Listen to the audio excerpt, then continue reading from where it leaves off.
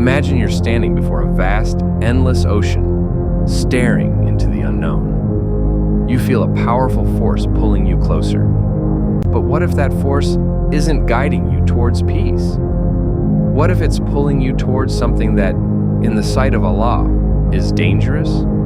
Something deeply forbidden? Today, we're talking about something almost everyone ignores. Something that has the power to shape your destiny in ways you can't even imagine. The concept of association, or shirk, in the sight of Allah.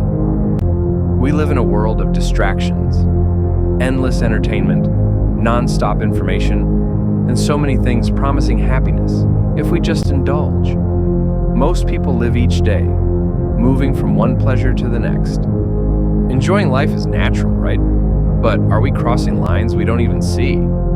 Or is it like thinking junk food every day is fine, but only until your doctor raises an eyebrow and says, "Ever heard of cholesterol?" But there's a more significant danger here, and it's not about your health or even your happiness.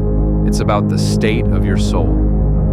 In Islam, associating partners with Allah is called shirk, and it's not just about worshiping idols or praying to others. It can sneak in more subtly. It's about elevating something, anything, to a place in our hearts that only Allah should occupy. It could be wealth, fame, even your own ego.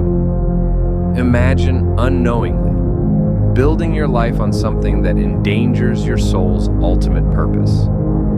Shirk isn't just a word in Islam. It's the gravest offense, something Allah has warned about more than anything else. And the consequences? They're not something you can brush off. But wait, if you're living a normal, peaceful life, how could you possibly be associating something with Allah without realizing it? The truth is, sometimes it happens without conscious choice. When we trust money over mercy, when we rely on fame over faith, when we care more about what people think than what Allah decrees, we're treading on thin ice. But here's the beauty of Allah's mercy. While shirk is serious, Allah's forgiveness is open for those who turn back to Him sincerely. Recognizing where we might have let the world take Allah's place in our hearts is the first step toward freedom. Yes, freedom. Because in the end, who truly owns peace, purpose, and happiness? It's Allah alone. And the more we seek Him, the more He grants us these treasures. But are you ready to know what this means for your everyday life? What it means to stand firm without wavering in the sight of Allah? If you're ready to dive deeper into this journey, to truly live with purpose and integrity, then make sure you don't stop here. Check out the next video on my channel, where we explore the 10 commandments of Allah and uncover guidance that is meant to illuminate our path. The life you seek isn't found in things. It's found in the one who gave you life